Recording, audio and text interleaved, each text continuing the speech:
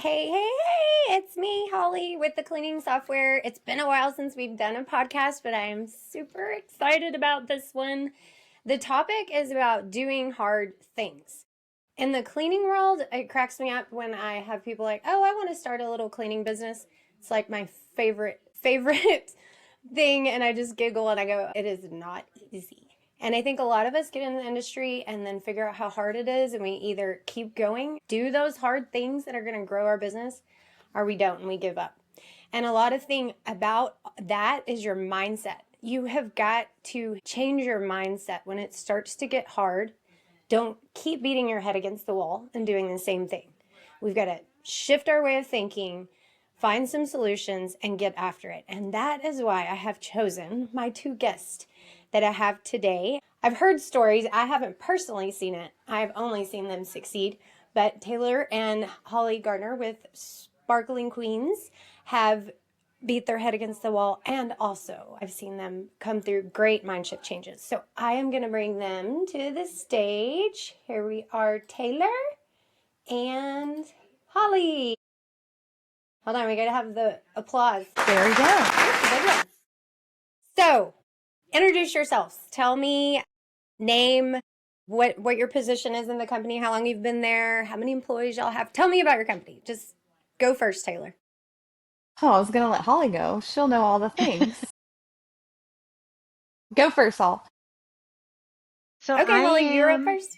I'm Holly Garner. I have been with Sparkling Queens for about 4.5 years. I think I've done every role that is available in the company. Started out in sales, transitioned to scheduling coordinator, done a little bit of everything, and now I'm director of operations.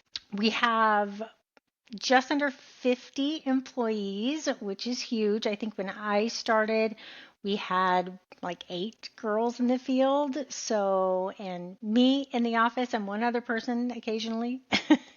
So, we have definitely grown and seen a lot of transitions in a relatively short amount of time. Awesome. And you are what is your title again? Director of operations. And what did you start as? I Holly. started as a salesperson and I'm not great at it. I think I was just a little too chatty. So my sales calls would be, sometimes 40 minutes long. I would learn every single thing there was to know about the person on the other end of the phone. We would bond over what kind of dogs they have because I have 47 dogs. Not really. It feels like it, but I don't. And by the time I got off the phone with them, I felt like I had known them forever, but it didn't always equal sales.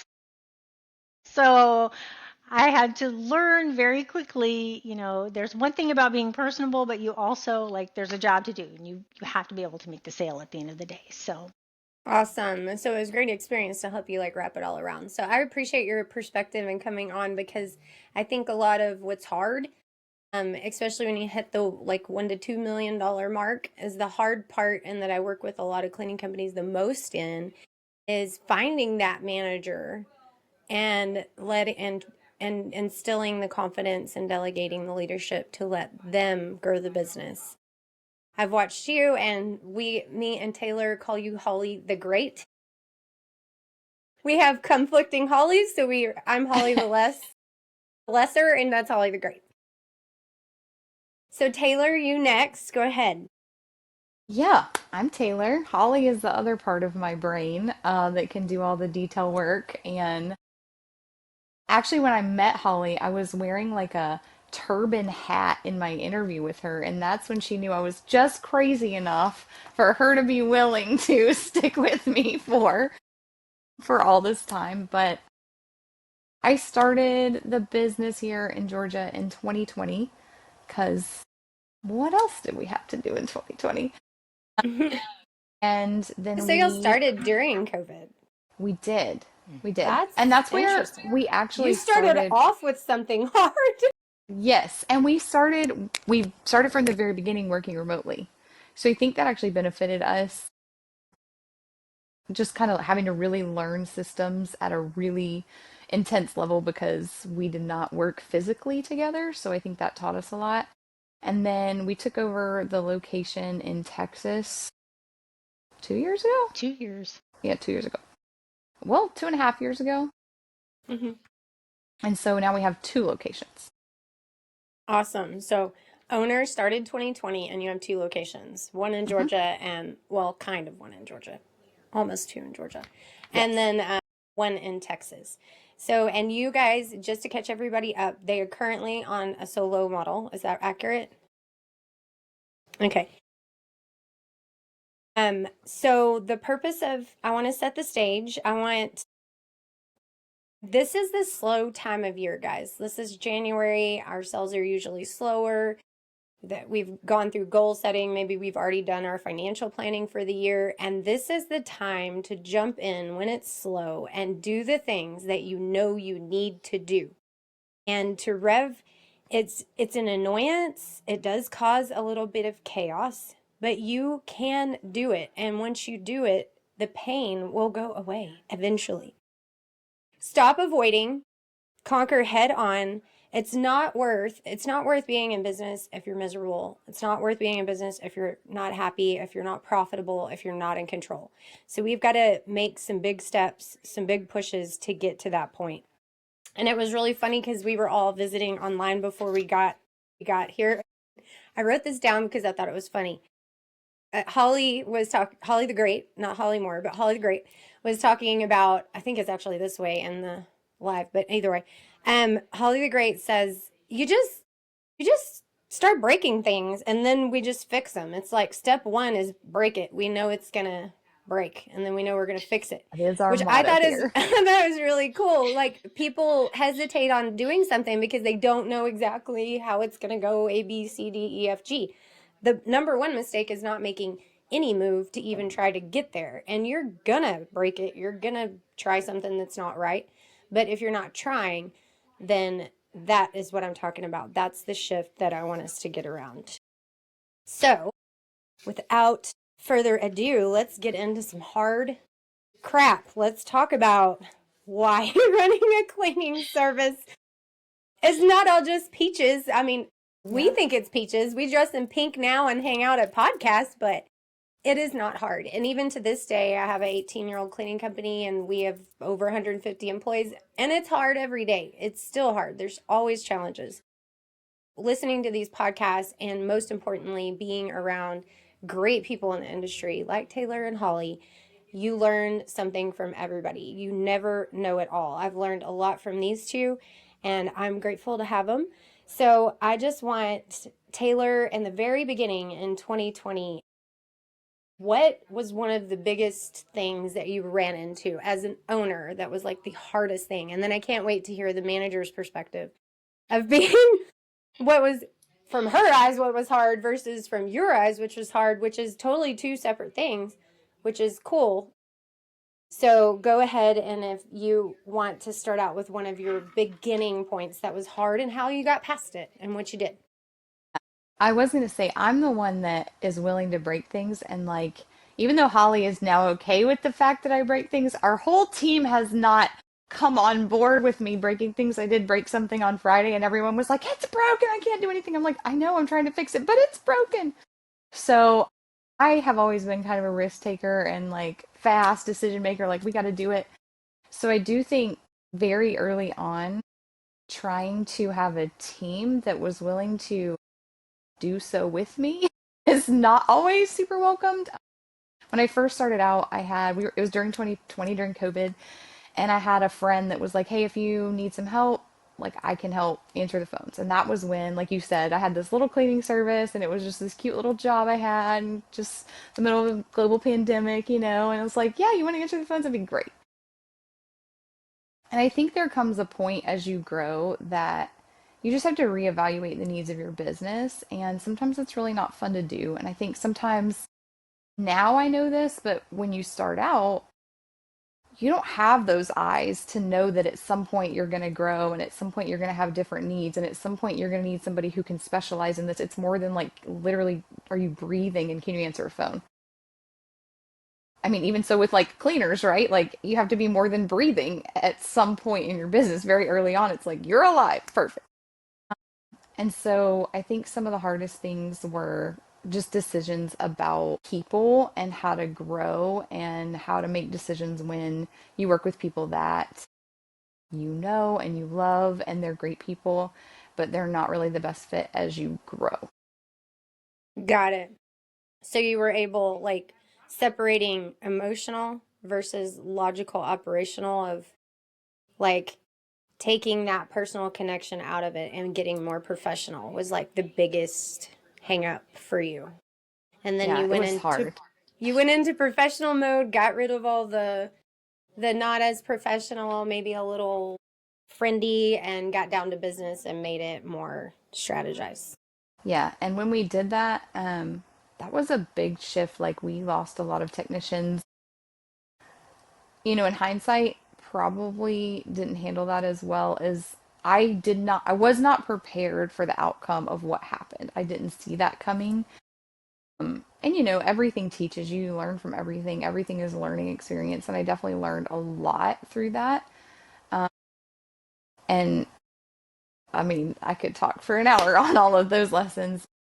I think that was what also had to, when you're talking about mindset, I had to be careful about my mindset moving forward because I do think some of those things and some of those fears carried over into making me take longer. And I always want to be a really fast decision maker. Like that's something that's really important to me. And when I see myself not trusting myself and not being able to make decisions, I get frustrated with myself because I know it's some of that past experience of like I just want to make sure that this doesn't happen. And the bigger your business gets, it's less fragile in a way, but more fragile in another way because it changes. Exactly. And Holly, what was the first one for you that you were like the hardest thing, not as a cleaning company owner, but as a manager that you had to get past where it was like you kind of, I feel like when you break through a couple of those really hard things, the hard things aren't really hard anymore. It's almost like, ooh, what's For next? sure. Like It becomes, instead of that took the, scary, it becomes yeah, exciting. exactly. It's Anything to less, make the pain go away. yeah, for sure. I What was think your first pain that you got rid of? for me personally, on the sales and scheduling side, it was starting to institute like actual policies. So we decided to institute a cancellation policy and immediately learned that all of our clients hated that. They did not want to have to pay anything or have any sort of responsibility when they call us when we're at their front door and saying, "Hey, we're here, we're ready to clean." And they're like, "Oh, actually, I completely forgot you were coming today, and let me just reschedule." And when we started getting those calls from really unhappy people and people canceling because they just couldn't understand why on earth we would have any sort of cancellation policy in place because we're just a lowly little cleaning company, that was pretty scary. But we learned, okay, we have this policy. There are ways that we can still keep the policy in place without making it so rigid that it's going to make all of your clients leave. Like there is going to be some gray area. There are going to be some ways that we can kind of bend and flex to make it more palatable and present it in a way that our clients can understand and be like, "Oh, yeah, that makes sense that we've asked someone to wake up early and load their car up with equipment and drive halfway across town and get a babysitter and prepare, and we have to be able to compensate them for that. I'm Mm-hmm. sorry that you forgot, but their time is valuable too. Like they have a life as well." So being able to kind of maneuver through that and get people to realize, okay, yes, this isn't just because we want to take your money. It really does impact the person who is there to clean your house. So And that I'm was totally good. stealing y'all's words that you just used earlier. That Taylor's like, go fast, decision making, forget the details. Holly is slow down. Yeah. There's a lot Usually to my this. things start with, I have a great idea. And everyone's like, oh, no. And I'm like, I don't What's it think of going to be? anything else. And Holly's like, what? But that's good because as an entrepreneur, you need to have that like innovative idea creating. That's who you are. Otherwise, you wouldn't have created a business. But as a manager, or you've chosen managers who can take your ideas, help you break them down, and help you implement them. It's If you're kind of like the having, Marines. I had to break yeah, Holly down for a little bit and build her back up so that she can understand. It I'm was not assuming there's always like been no that. cries, no tears, no quits. Only cried for the No, she's first two quit. years. Yeah, every day for the first 2 years, we used to have a board that said, how many days did How many Has days Holly since gone Holly without cried crying? And I last? used to be like, 0 days since Holly has cried. Now I'm the one that's crying. I'm like, Holly, help me. Well, and Holly did something like I thought it was genius what she said earlier when you create a policy. Like at first I was like, oh, it's just a policy, but you don't realize like a policy has a lot of like channels to it after that. Like not only directly to the customers, but what is the other office admin staff? What is their, SOP for that policy? And then defining the gray area because some policies you can't just stick to, like there's that gray area and training the back end of policies with your managers and or training managers to manage and use that gray area and figure out how we're going to implement these policies and still keep our customers. So I was super. I love that answer about the multiple angles of policies, Holly. And I I had to stole it learn from you. to, I don't know if you were going to use it, but I was like, oh, that's why I got well, you to talk before the I podcast, so had I to can steal all learn your words. to let her do that because very early on, I think she was waiting for me to come up with all those things. And I'm like, I got them. Like, I don't know what we're going to do. You figure it out. Like, I don't think through all of that. I like have a great idea. And now I'm thinking of the next idea. Like, I'm reading another book now. I've got more ideas. And Holly's like, what if we did this? And so I think we had to learn, okay, when I have this idea, you can take it and do, all the things so that when everybody has questions, there'll be an answer because I don't have an answer, I promise. Look, Michelle put perfect timing. We are in this phase now. Love this Perfect. perspective. I love Michelle that. with Jolly Services in Louisiana. How do I get? Oh, there it went away. Okay. So, next step is before we get into like the recent stuff of kind of like 1.5 up and million stuck, I kind of want to stay back down under that 1 million frame for those viewers who may be watching that are kind of like, okay, I want to know how to get past 2 million. But obviously, I'm still kind of right there at that 750 mark and really struggling. Which you'd spoke to me, Taylor, about that moment. Let's see. It was more of when you had bought the second location, and your biggest hang up to get to that million or close to the million was hiring, which everybody now is like, oh, hiring, like that is a crazy topic in the industry because it's our number one problem. Could name 10 cleaning companies off the top of my head that if they had 10 more employees, they could book them like full up, which is sad because that is where you get scalability. Is yes, you have to have the sales, but the main hang up in the industry is we don't have anybody to do it. So explain to me how you got past that hard one. Or you're not past it. We're never So, past hiring, by the way, but no. Well, I will say that when we were babies in business, it was during COVID and we didn't have as hard of a time hiring. So when that started shifting and we came out of COVID, that all changed. And that was really hard. I mean, we went through a year and a half of just feeling really, really stuck. For us, it was a little over a million that we were really just stuck because everything we knew had to change. And I had so many conversations with people, just so much frustration. But to get from like 750 to a million, we joke about that all the time that I don't actually know what we did. Everything started working. And I do think, to your point, I think we got to a point where somehow sales became the easy thing because very early on, we're like, we don't know how to sell. Like, we just answer the phone. And I had to learn how to sell. Like, I had to learn how to teach sales. And so, a lot of owners, like when they first start, they're the salespeople. I'm not. I'm not peoply enough. So I had to learn a lot of that. But I think right around 750 to a million, I don't know exactly, like we talk about that all the time.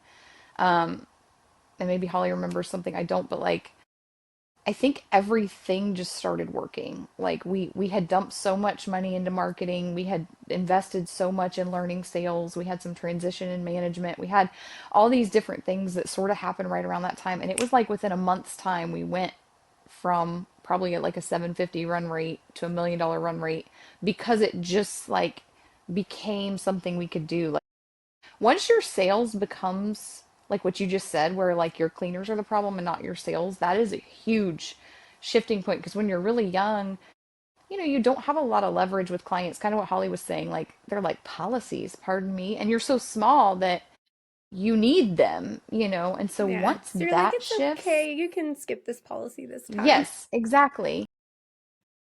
And you got to learn a lot with the policies and stuff too. But when you're so small, your clients aren't gonna, you don't have anything to give you that credibility to have like to charge them a cancellation fee. So I think really just between, and Holly, I mean, is there anything you would add to that? I think that's exactly right. It just seemed like we got on a path where everything was just clicking and everything was working, and you don't stay there very long though. It's like you're in it and you're so happy and everything's great, and I can remember like celebrating we hit the million mark and this is great, and like 2 weeks later we're like, "What happened? Everything broke." Yep. Yeah, It's like it you broke you because you you couldn't get those hire. Because it was milestones. so fast. We did it Yeah. so Yes. fast. And then it became a real hiring issue for a long time. How did you fix it? Everybody is like on pins and needles waiting for you to tell us how you fixed it. So I mean, not I to give all your trade secrets away, but just a couple little hints. I don't think we have trade secrets. Okay.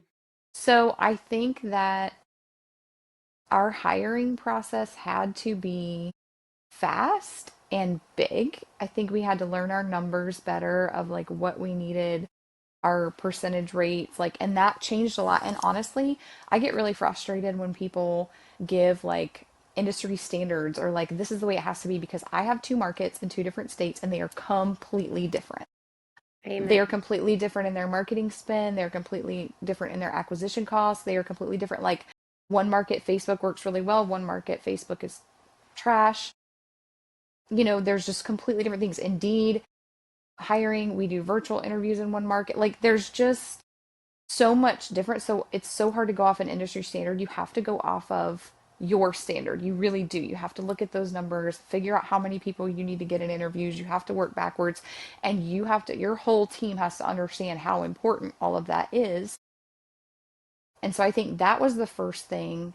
And then I really think that within the last 6 months to a year, we've made a couple changes, obviously at a higher revenue point, but we switched our pay. I have a hard time sometimes, and I think this is a real learning perspective for me within the past year. Sometimes I get a lot of industry feedback and I'm like, this is the way.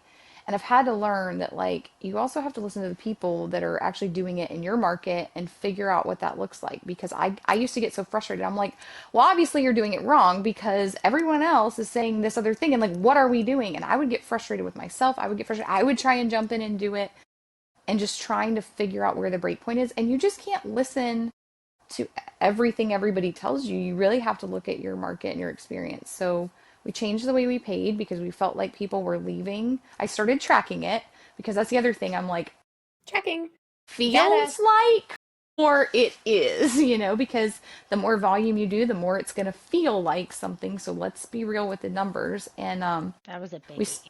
yeah, we started seeing that people really were like not accepting the job because we couldn't explain our pay. The person who was explaining the pay was having a hard time explaining the pay. I was having a hard time explaining to the person who was explaining the pay how to explain the pay. And so that just didn't make sense anymore, but that required a lot. That required a lot of math, and me and Holly cannot do math.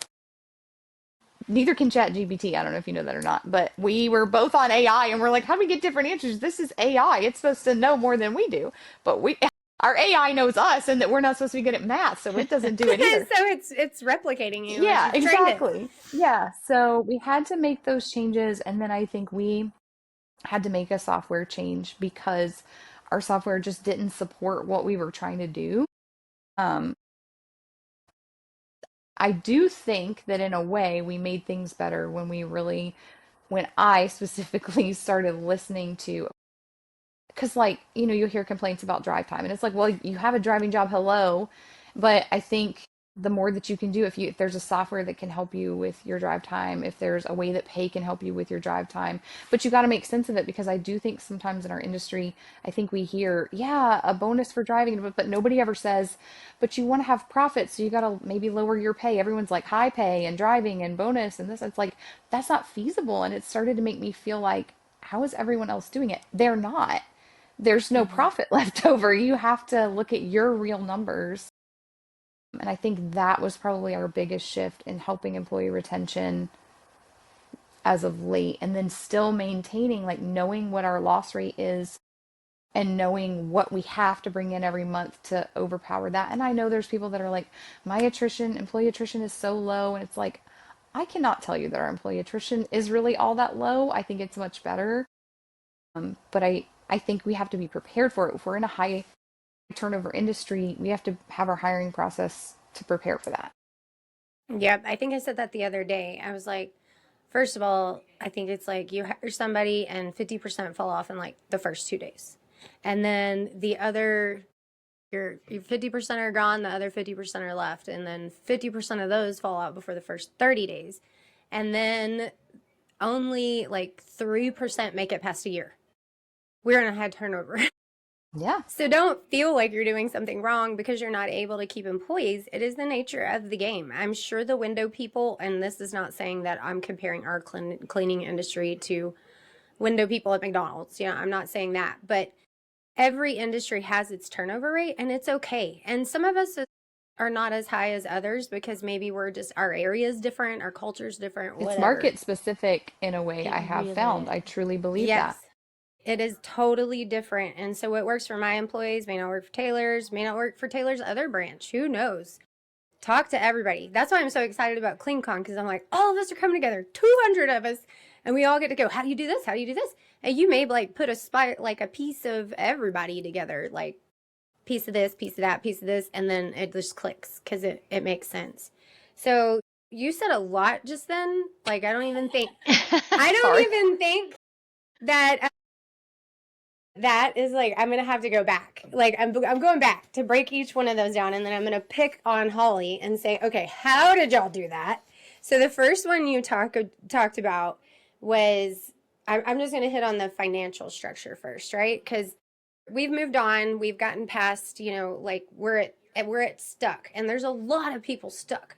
Like around that 1 to 1.5, and it's like they had all this momentum, and then just like y'all are saying, you get there and you're like clunk, and then you're on and you can't figure out why it's not going. This is the mind shift change. This is start talking to different people. Maybe talk to a company who has teams and grab some ideas from them if you're doing solos. Doesn't mean you have to change your entire model, but maybe you can grab some ideas from that.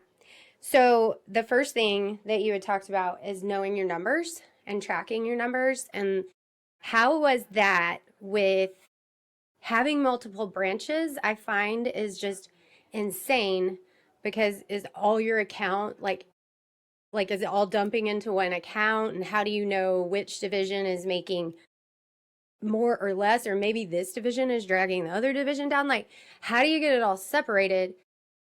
What did you do to conquer that, Holly? Like, what did you have to do? It was just figuring out, okay, what is your spend? Where is it coming from? And tracking it. Just tracking, tracking, tracking. I mean, it's not super fun and it's not super glamorous, but once you do it, you know, the first few months I was beating my head against the wall. I don't know what any of this means. I don't know what this is. I was asking a million questions. But by probably the second month or the third month of doing it, you really start to see, oh, okay, this is why it looks like we suck so bad over here, because we've blown our supplies budget out of the water. Yeah. And you really like get a true picture at the time of what is going on. So you also can kind of correct in real time too. You're not always playing catch up by looking at last month's numbers. You're seeing it in real time and can make decisions based off of those real time numbers to be able to impact the rest of the month. I'm so proud of her. I just love it. So Now, what whether or you not I can actually do that, I'm Whether still or not it learning. adds up, I mean, we don't But actually know if it's right, but there no, you but I go. mean, in theory, and I think we are seeing that. And I think, just for me personally, learning to get out of the day to day and let the team take care of the day to day so that I can be a little bit bigger picture thinking, be more strategic thinking. I think that's where I am now. I'm still kind of in process, so kind of I'm in the making, still in that Taylor, role. Taylor, you better watch her. She might get some job offers on this well, the post. funniest thing, this is a great story. So, the very first time, so I've always been very transparent with our numbers, and I'm like, here's the numbers, but they don't mean anything and they don't really add up to anything, and none of us know how to do numbers, but I want to show you, like, I want you guys to be bought in. But I actually had to like have her have access to the bank account. So very early on, I was trying to give her access to the bank account. And she's like, I need your social security number. And I'm like, okay, sure, like have it, whatever. You'll remember it more than me. And I gave it to her. Next thing you know, I try to log into my bank account and she has it. I am logged out of my own bank account. I've given her access and she accidentally, instead of setting up her account, took over mine. And I'm like, I never thought it would be Holly. I never thought she would be the one to take me down, technologically even. So we had I'm, to like straighten that out and give her a login. So I love that. Here, I want to bring this up too. I think we have like 14 people watching. It's one of the weirdest things that it's not weird. I get it. Like people have trust issues and privacy issues and they don't want certain employees seeing this or seeing that. And I will say that I get that. Like I'm not dishing it. But if you want to scale, you have to find someone you trust and you have to be able to delegate that. If you can't find somebody that you can trust and you're constantly trying to hide it and then you're having to do it all yourself, you're never going to be able to scale. So I think it's awesome that y'all have that trust level. And honestly, to get past some really hard spots, you're going to have that person with you that you do trust. And that's really cool. And to break down what Holly said, just for instance, is what she's saying is anything that's a direct cost of one division should be recorded through that division. One division over here, all the true costs that go to operate that division. And then what they haven't said is they kind of have the corporate structure to where then you have people that work with corporate, and corporate technically runs both divisions. So the cool part about that, it's definitely a financial franchise model, is that you can share across both platforms to operate with a smaller corporate team versus each of them having their own management staff and operating entirely separate. So it's been really cool to see y'all make that transition into two separate locations that are ops, and then sales is in the corporate team.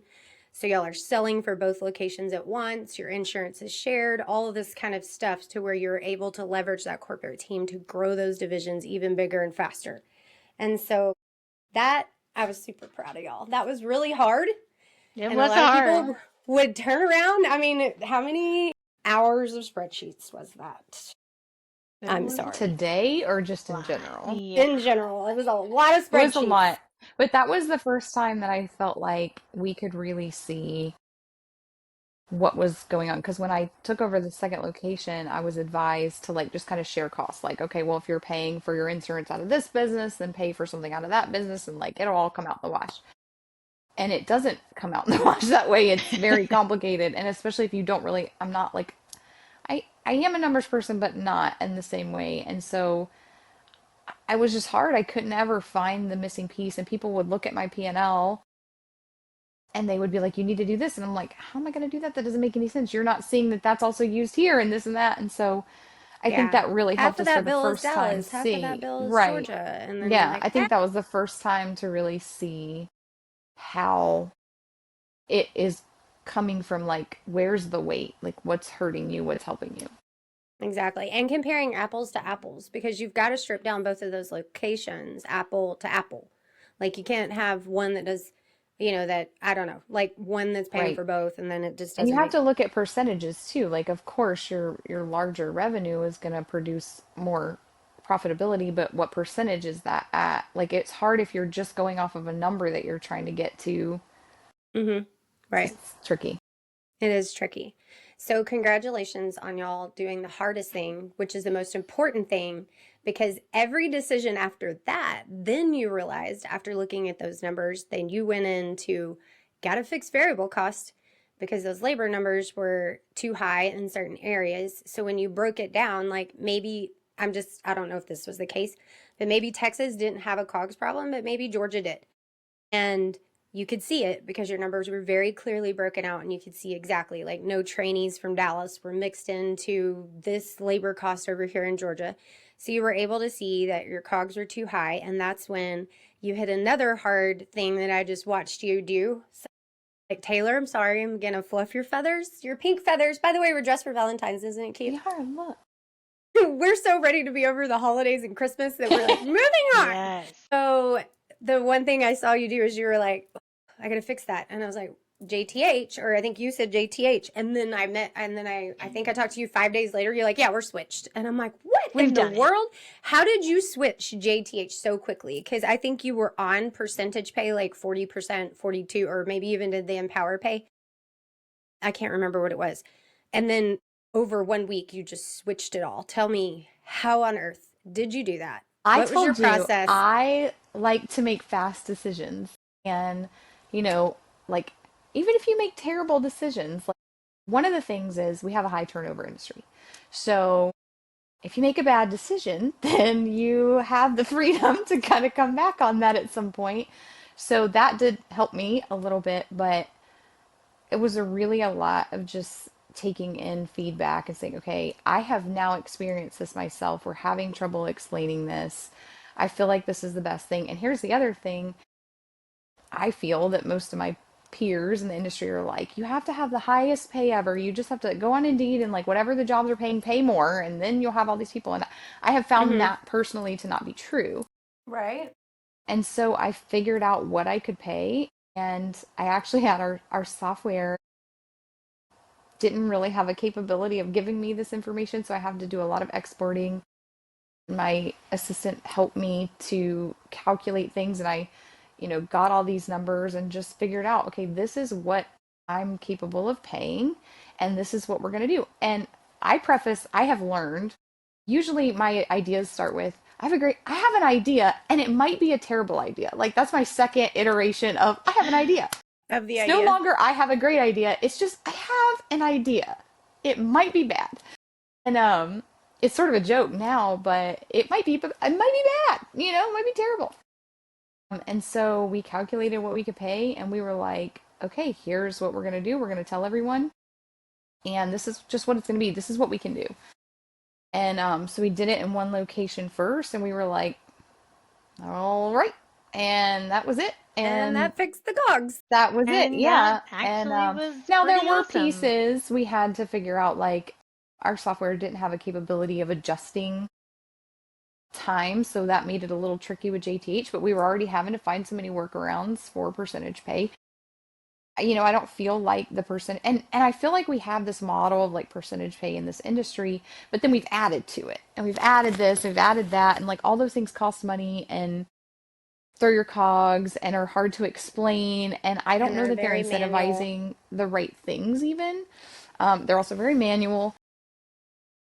And so actually, I think when we started having those conversations and realized we can explain this, they're receptive to it. They're happy about it actually because they know what they're making and they feel like the number, says something. And we just kind of I told them, I said, guys, once again, this might be a horrible idea, but we're going to commit to what we can pay. Like, this is what we can pay. We know our numbers. We have to get it here. This is what it is. Now, we did have some more long-term technicians that were with us in Texas, and we were like, we're gonna have to make some concessions there. And so we had to figure out what their average, pay would be. And we, had some conversations with what that was going to look like. But ultimately, it was really just I mean, one of our core values is honesty. I'm probably the most honest person on the planet. Like and everybody that works on our team is just very open and honest. And so I think our technicians know that. I hope they know that. Mhm. And I think we're just real with them, and once again, we all kind of agreed, hey, this is a high turnover industry. If this is the worst idea we've ever had, then next week when we hire new people, we'll just put them back on the other thing and we'll just see how that goes. And it pretty much did. It like, kind of instantly solved the problem that we had, and we saw it working, and we saw now I think that's when we really were like, okay, we got to make a software change because our software That just was a wasn't, lot of manual tasks. yeah, it wasn't Oh, helping. it just so So happens I much. knew a software company you could switch to, but we'll talk about that in a minute. I just for y'all, those who are listening, and I know that a lot of you guys are already cleaning service owners. Oh my gosh, Selma is here. Hi, Selma. I haven't seen her in forever. So, sorry, I got all excited. I think commission versus JTH summary, you pay at 40%, or instead of saying 40%, JTH is saying you get paid a job ticket hour at an hourly rate. So let me break this down. If you're $60, well, let's just say you're $100 an hour, and that's what you charge, and you're at 40%, that that that employee technically for 1 hour is getting paid 40%, which is $40 per job ticket hour. That's insane. I just used 100 because I can't do math in my head if I don't have 100. But usually it's more like 60, which breaks down to like 28, 17, 18, $20 an hour. So instead of saying 40%, is it way easier? Because sometimes they don't even know the total of the job. They have no idea how they're getting calculated. Sometimes I will go into percentage pay cleaning businesses, and I'll ask the cleaner, how much do you get paid? They're like, I don't know. It's like a certain percent, and it just pops out at the end of the week. That has to be unraveling for them. So, what you do when you do JTH, and it's so much easier for them to understand, is like, hey, I assign you a job. It has a set number of hours. It's 2 hours. You're going to be paid $20 an hour for 2 hours, $40 for that house. Whether you take under or overtime, it's JTH. Period. Done. Not tied to the price, which is so much better because if you have a house that goes really, really fast and you overpriced it, you can reduce that JTH time for the cleaner, but leave the price alone for the customer. You just have a lot more flexibility because the price and the JTH aren't tied.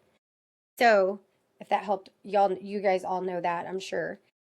And then they understand their pay so much better. Like so much easier for them to go, okay, so every job I look at in my software and it says it's a 2 hour job, I know I'm getting paid 40. Or if they're 21, I know I'm getting paid 42, etc. So, and when you pay that way, you can even get by with like a lower JTH rate than you can with a percentage. Just Right. because it's the security blanket that they can like hold on to, like, oh, I'm getting paid $17 an hour. Well, and That's I think actually the pretty good. other step of that, or the other side of that from the cleaner's perspective, was they learned very quickly, like my efficiency impacts my pay.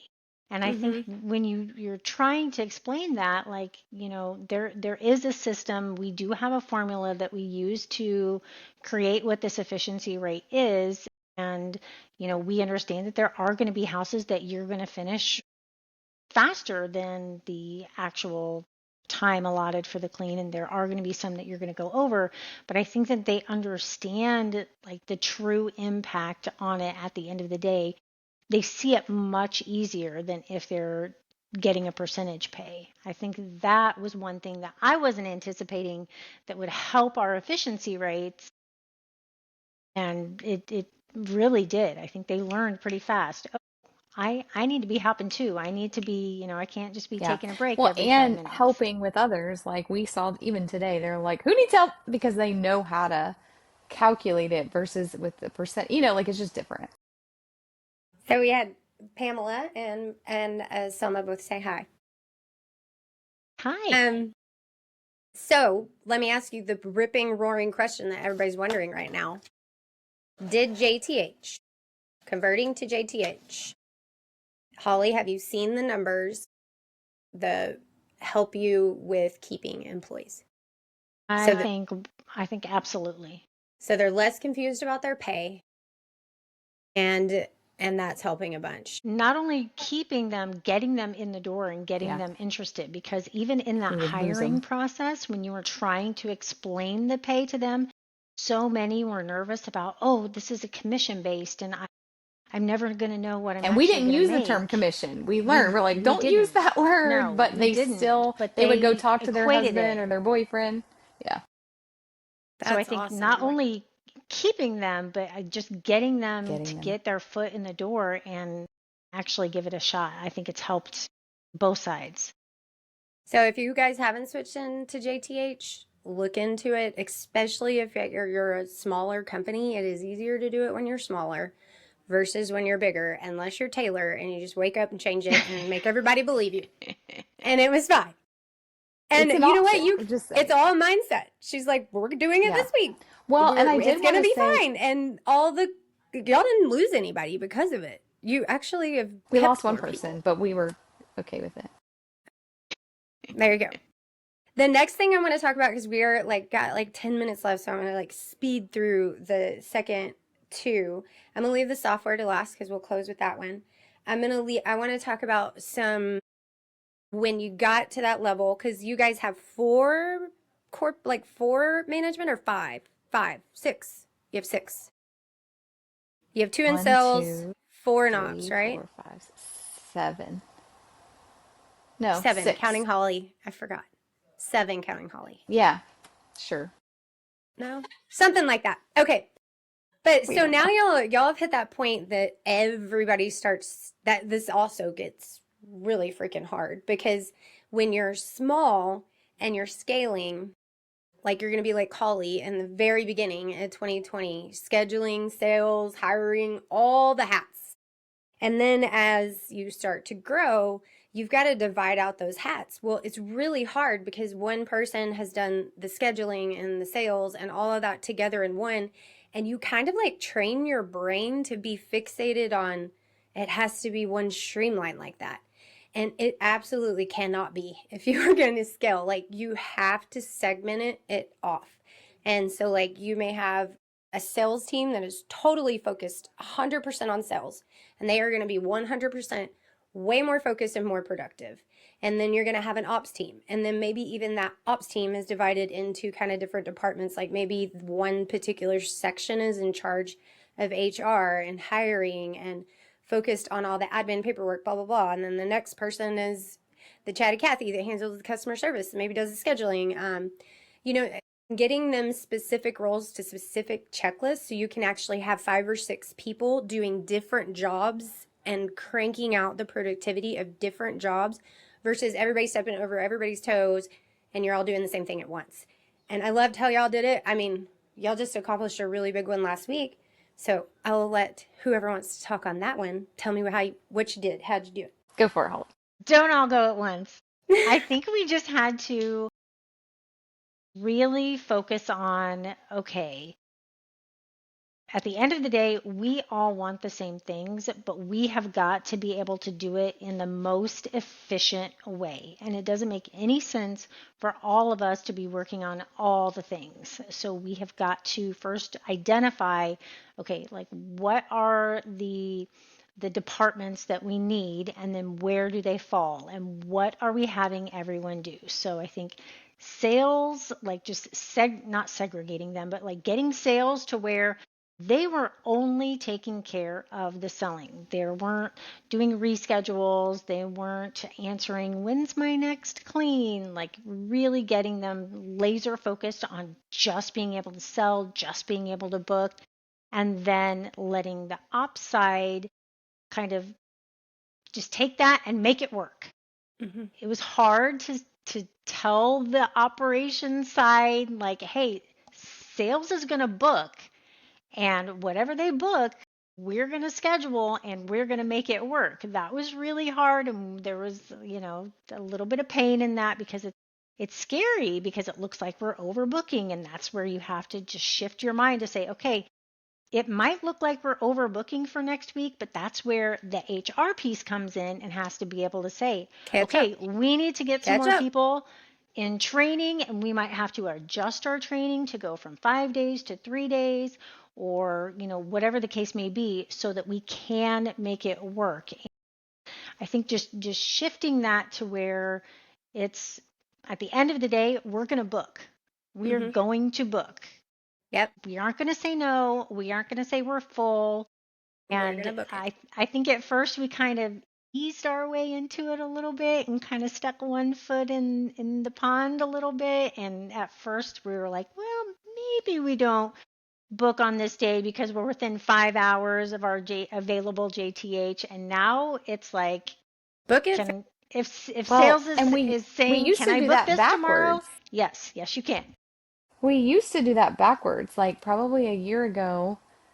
Mm-hmm. Holly, who has good sense, unlike myself, who I'm like, book it, we'll figure it out. We're overbooked by 3 people and 8 people are going to call out every day. Like, I don't see the problem. And everyone's crying. And I'm like, why is this hard? Like, we want to grow. Um, and Holly was like, I remember coming into a meeting, Holly's like, we have 2 people every day that we don't book just so that like we can look at them and they're not booked. But then when we call them to try and get them booked when there's a call out, they don't come in anyways. And so I'm like, why are we doing this? Book everything. And then like a month later, we had to like cancel all these clients because of my good idea to like book everything. So I think the piece of that, when you're saying book it and figure it out, the piece you have to have beforehand is the hiring so that you know you're capable of doing that. Because when you're in that space where your hiring is determining your sales, you'll always be behind. But if you can let your sales drive that, but you gotta have it's gotta follow. Like you can't just, it can't be like way behind, right? So I think Mm-hmm. that was probably the biggest shift. We still do the same thing, but at one point we were kind of like herky jerky because we would stop the sales so the hiring could catch up, and by the time the hiring caught up, the sales couldn't speed back up enough to get and so it was just a process. But now it's backwards, and so it's like, okay, well, we're just gonna book it. You people have to figure out where the people are gonna come from. Yep. Like we know our sales goal. We know we have to hit 100,000 this month, and we know it's going to take this many cleaners to do it. So this is how many people we need to have hired, and then you can look at it like that. And then there's a gray area, but either or. I think the biggest thing that we're just talking about, sales is doing sales and they're booking it. But at the same time, you have the schedulers over here handling customer service and retaining the people. But then you have this whole other division that's solely focused on keeping up with sales, like whoop, whoop, whoop, and not doing Which is two at the hard. same time. It is It's hard. hard because then you've got to deal with, there's details and things like that's what we're finding right now. Like, okay, Mm-hmm. now you're booking, but like these are terrible bookings. Hold on, we gotta come back because you do need somebody with that operational brain, and and that's where I think working really well as a team, you've got to have good team chemistry so you can tell somebody like, this is terrible, like we got to get better From a place of love. from a place of love. Caitlin says she tries to keep 15% of her text available. So, in other words, like looking ahead, when she gets below 15, like 15, she doesn't have a 15% buffer, she's hiring. Like, Well, and I not think wait that's until a she gets difference. down to zero and then hire. And when you get down to, oh, I'm only got 15% of my staff available, it's time to start to get one or two down the pipeline so you don't get And behind. you guys have them come into the office, so you have a huge advantage. That was one thing I learned of, you could have somebody free, but for us, we don't have an office. They're going straight to their job. So when we try to have 2 people available unscheduled, when we call them, they don't come in anyways. So we had to make some changes with that part of the process as well, so that we do have more people that are available. We had to kind of finagle our way around that a little bit. Got it. Last but not least, like we just talked about a lot all at once. I can't believe it's already 55 minutes. I'm like, I what? know, it's I feel gone like so we were just fast. on here. Like we just started. So, guys, we went over, I'm just going to recap for those of you who got on a little late. We talked about a couple of pain points in the very, very, very beginning to get over, and, like letting go, getting that management person that you trust to actually give you access to everything so they can help you make decisions. And then also, the next big thing was that hiring, and how are you going to hire, and do you have the hiring process down to where you can turn up the knob, it floods through, you get the applicants and get them hired. That process alone is awesome. I think I mean, if you can't figure out how to do it on your own, Taylor probably already figured out how to do it all on her own with ClickUp. She's like ClickUp master. But there's recruitment agencies out there that can get you going and get you set up. And then we got into recent, the stuck bubble, the 1.5 stuck bubble, and talked about like getting past that and really the breaking point of changing your entire mindset of the way you entirely run your company. Start thinking differently, talk to other cleaning service owners who've gotten past it. Don't necessarily take word for word what they did because you got to use your own brain and your own gut feeling. I think Taylor said that, like, there's been so many times that she's listened to people and she did what they said, but her gut told her that that wasn't exactly right for her. And now she's really good at kind of fighting that off and combining it, making it hers, but also taking the idea. So then they just whipped around their finances really fast, divided all their divisions, got their cogs. They know which division is doing right. They're sharing corporate costs. So they whipped financials out and they've got their entire projections ready for 2026 and they know exactly all their goals, their revenues, their budgets. It's insane. So those numbers are driving every decision. And then they switched to JTH, no big deal. 1 week, changed the whole thing. And then they restructured their whole management team to work more efficiently in their departments. And then lastly, they realized that their last bottleneck was their technology was too manual. And you definitely don't have to say who, but you saw it was too manual. So you've tried multiple different softwares. Is that accurate? Like all of them or one of Yeah. them or? Well, I think that was very trendy, like back with that like $1 million run rate that we were like all chasing and wanting to hit. And so I was Mm-hmm. like, guys, I have a great idea. We will change softwares. Let's change And software. yeah, let's change softwares. And this was like probably before Holly was like, you're an idiot. We're not doing that. She's like, oh my God, okay, we got to do this. I got to figure this out. Now she would be like, you're an idiot. We're not doing that. But we did change. We switched over to Jobber and my brain and Jobber did not do well together. And then we came back and we were like, that was not good. Luckily, Holly doubted me the entire time and ran both softwares together so that when we decided that it was a terrible idea, when I came to the conclusion that she had already come to that it was a terrible idea for us, she already had it. She was like, just cut it off. I already got it. And I was like, this is dumb, but It's thank smart. you because this is smart now. Mm-hmm. And then when we took over the location in Texas, they were on Made Central. And I was like, Made Central is like the shiny object. That was going to be great. And I've never felt so dumb in my life. I couldn't find anything and nothing clicked and I just couldn't use it. And there was so much else going on. I'm like, I just got to get back to what I know. And so, yeah, then we were doing things very manually for a long time. And I think because we had changed softwares and it was so horrible, not that it was horrible, not that the softwares are horrible. I think you have to learn how to work. And we have built a lot of things to support the software we were using. So then when you transition, there's a lot of questions, right? Workarounds And then and all that kind of technicians you stuff. got to think about, and you got to make sure your entire team can use it. Like they don't need a doctorate to be able to like open your software. And we did have to make changes in how we looked at things to be able to switch over to TCS. Mm-hmm. But the ability to not do everything so manually, especially with JTH, really, really made a huge difference for us. We had to make changes in how, like I've told people, if you're thinking of switching to TCS and you're not ready to like change the way you book, it's going to be really hard because it's kind of just a mindset shift of how you're booking and how you're selling and how you're putting things on the calendar. But if you're ready to do that and you want to grow, I think it's super, super helpful to have that software supporting you so you can move faster. And the And from map. the scheduling side, And the the map. Yeah, I map. was about to say, Holly, The tell me your map, favorite thing. girl, the map. Like I thought I was kind of smart in the way I had built my master schedule and And she like had her own had. dry erase map. She drew it and it was Oh, I above her did. desk. Like it was there. And I Very specific. thought I was being smart because our service area is so wide, we had like Mm-hmm. multiple zip codes and I was entering the zip codes with the client name and making sure they Color were in the coding. same zip code and it was color coded and it was like I thought that I had, really It done was like the something. back of the Declaration of Independence in National Treasure where he needs the glasses with different levels to see. Lemon juice. That's Nobody funny. else could read it, but I knew what everything meant.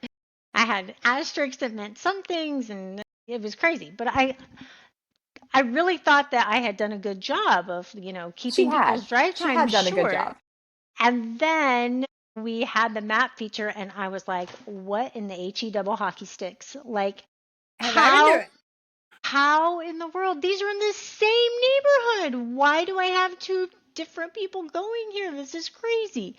And it just like instantly, and it's you can see it, and you can see it so easily that it's not super time consuming and like a rigmarole to go through it. It's just like, okay, these two are together, and this is a morning and this is an afternoon. Boom, these are going together. This is a route. And We're then going to they're put the They, same together. person on that, and they're together. yeah. And Hmm. it's just the map. I was like Dora the I know. Explorer. Well, I was beating my head against a wall like in 2018 going, why can't somebody put this on a map? And I was like, and then I just was like, that's it. I'm going for it. So that's where it came from, because I can't have a list view of 50 houses with all different colors for zip codes, even if like a zip code may be 30 miles apart in the same zip code. Right. So, and then just having it all on one piece where it takes every aspect on a map and you schedule off the map. That's the big difference between TCS and all the other CRMs. Absolutely for certain.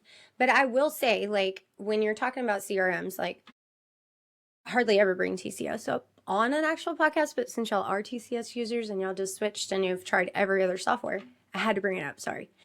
Because it is so super powerful in the fact that it's so simplified that it lets you focus on scalability and growth versus micromanaging a lot of little bitty tiny tasks that you don't need to do. And that was our whole goal. But some people are not going to like it, and you're not. And just the same reason, like some people wouldn't like Jobber, some people love Jobber. You need to demo them all. Do what best fits for you. Don't just demo one or go with one because your friend does one. Demo them all, even outside. Even that's how I got the map idea. I had to demo a software that had nothing to do with cleaning to be able to be like, oh, that's what we need. So, I mean, do whatever you need to do, research, do your demos. Just make sure that that software has an answer for your pain point. If that is your true pain point, the other little bitty stuff, like maybe you're missing the accept quote form from Jobber and you just and but are you really going to miss it? Is not the efficiency scheduling better? So there's always going to be pros and cons to ever, and no, nothing is ever going to have it all in one. So I think that's important to look at. And TCS is so happy to have y'all because we love y'all's feedback and we get so many great ideas. And JTH is a breeze. One more thing I want y'all to tell them about is shared jobs. Is it easier than all the other softwares you've worked with? Far. I think that's how we can also squeeze out some of those More jobs in a extra day. Yeah. jobs. And I think it helps too, like when our technicians are like, does anybody need help? It's so much easier for us to put them on there versus having to make a fake appointment and doing all these crazy things and then doing And then math. figure out the math on the back And end. then we're like, No and then mathing. everybody, three people have to get together to make sure the math is somewhat right and we can explain it to the technician because we just spent an hour trying to figure out if it's the right number. So it is an hour and 5 minutes. It has been an awesome podcast. It was so fast. Thank you, Taylor. Thank you, Holly. I know that y'all don't do these, and when I asked y'all, I was like, I kind of asked you a little bit salesy like. Like, I It's think like, I told what you, just and happened? then I was like, by the way, wear a pink shirt with hearts on it. It's Valentine's. So thank you. Thank you for coming on. I know that you guys, I mean, if y'all are coming to CleanCon, they're both gonna be there. These are two people that you need to sit with and talk with and learn from. I've learned a lot from them, and we all need to learn from them too. And I've already said this on my live earlier, but if you haven't bought your ticket for CleanCon, it's $4.99. But if you type in the promo code the cleaning software, you get 10% off that. So if you haven't bought your ticket, still not too late. You can't miss this one. That price is incredible for what you're going to get, like insanely. And I think it will, if you're thinking about some of these hard changes, if you don't already, if you're not like Taylor and get them all done before we get to CleanCon in like a month,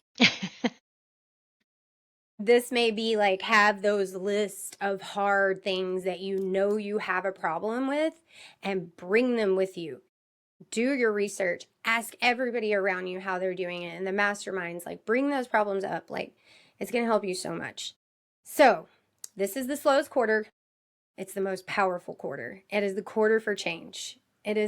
You're motivated. It's just like the diet. Starts out in January. Why not take advantage of that motivation? Conquer your hard things. Stop avoiding them. Let's use plans, structure, data, reset. Let's not be scared. Let's be excited, just like Holly said earlier. Now, what used to seem hard is actually fun and exciting because you know at the end when you see it work, even though you might try one thing and then fix it and then fix it again, eventually at the end you're like, that was fun. So let's walk through 2026 profitable, confident, and in control and enjoying our business and having amazing friends in the cleaning industry like I do. So I am going to hang up the live.